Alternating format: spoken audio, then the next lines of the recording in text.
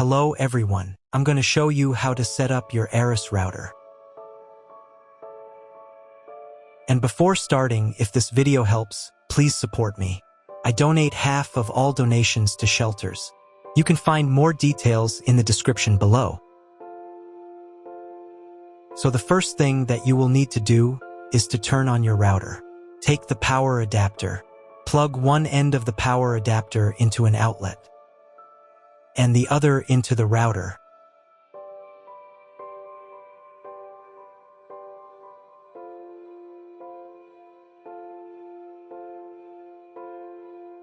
When the router is turned on, the power indicator will be lit. It may take a few minutes for it to completely turn on.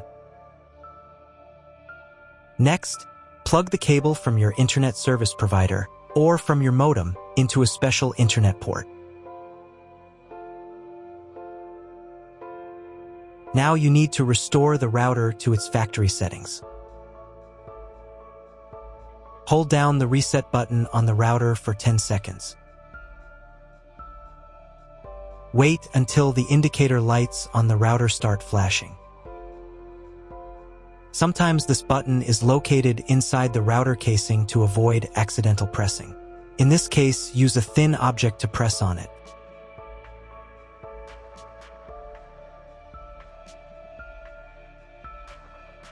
The router will restart, and the settings will go back to their original factory defaults. Plug one end of the Ethernet cable provided with the router into one of the LAN ports.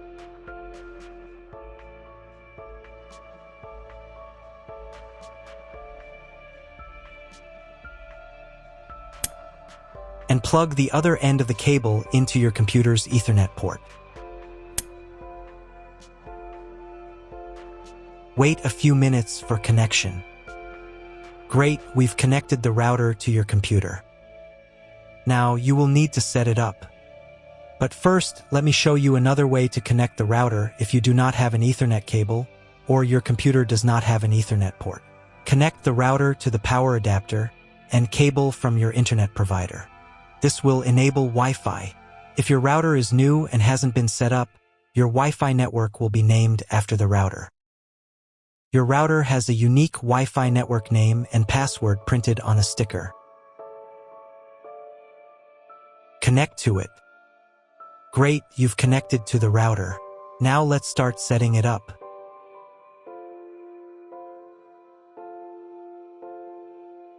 First, open your web browser and visit the URL you see on the screen. Use the URL bar instead of the search bar.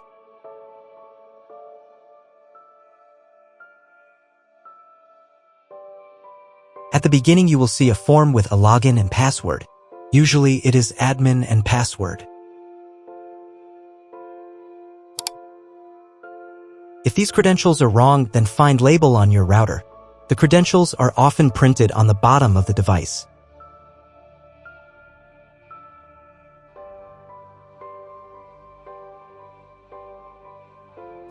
If none of this works, it means that your router has already been configured and someone has changed the login and password. If you can't find out the login credentials, just reset the router to factory settings. And then log into the router's personal cabinet using the standard credentials. If your router settings do not look like mine, it means that your router has a different firmware. I made a video for every firmware type. You can find all the links in the description down below. I want to warn you right away that there are many firmware versions and they may differ slightly. But don't worry, you will succeed, just watch the video and follow the instructions. So, as I mentioned earlier, the first step is to enter your username and password to access the router's admin panel. At this point, you'll also see an option to choose the language for the router's admin interface. You can select from several available languages depending on the model, but in this case, I'm going to leave it set to English. It's the default and most documentation supports it. Once you've entered the username and password and selected the language, click the Apply button to proceed. After that, a pop-up window may appear. This is a security prompt asking if you want to change the default login password for the admin panel. This step is extremely important for your security. Leaving the default password makes it easier for someone to access and change your network settings without permission. So I strongly recommend changing it. To do that, click right here to open the password change page. On this page, you'll see 3 fields. In the first field, enter your current password, the one you just used to log in. In the second field, type your new password. Make sure it's strong and hard to guess. And in the third field, retype your new password again to confirm it. The password must be at least 8 characters long, but ideally you should use a mix of letters, numbers, and symbols to make it more secure. You might also see a field labeled Login Timeout. This setting determines how long your session in the router's admin panel will remain active when you're not using it. For example, if you set the timeout to 900 seconds, that's 15 minutes, and you don't interact with the interface during that time, the system will automatically log you out. This feature helps protect your router from unauthorized access in case you leave your computer unattended while logged in.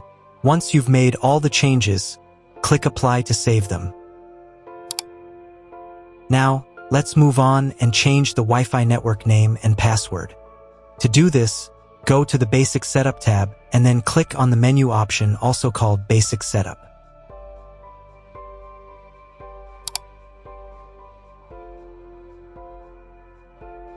In this section, you'll see a field labeled Wireless Network Name. Here you can enter a custom name for your Wi-Fi network. This is the name that will appear when you search for Wi-Fi networks on your phone, laptop, or other devices. Right below that, there's another field called Wi-Fi Security Key. This is where you'll set the password that protects your wireless network. Just like the admin password, the Wi-Fi password must be at least 8 characters long, and it's best to include a combination of upper and lowercase letters, numbers, and symbols. If your router supports dual-band Wi-Fi, you'll see similar options for the 5 GHz network as well. You can change the name and password for that network too, or simply copy the same ones if you want all devices to connect automatically. If you don't need one of the bands, for example, if you want to disable the 2.4 GHz or 5 GHz network, you can do that here as well. Just uncheck the box next to the network you don't want to use. When you're done making changes, click the Apply button to save your new settings. You'll see a message saying, "Your settings are being saved." It may take up to 1 minute to write the settings. Please do not close the window or turn off your router while the settings are being applied. Once the settings are saved, your Wi-Fi connection will restart with the new name and password. If you were previously connected to the router via Wi-Fi, your device will be disconnected. Now you need to reconnect using the new Wi-Fi network name and password that you just set. Once reconnected, check if your internet connection is working. The easiest way to do this is to open a browser and try searching for something on Google. If the internet still isn't working, don't panic. Try restarting your router. To do this, unplug the power cable from the router, wait for about 10 seconds, and then plug it back in. Now wait a couple of minutes until the router fully powers on.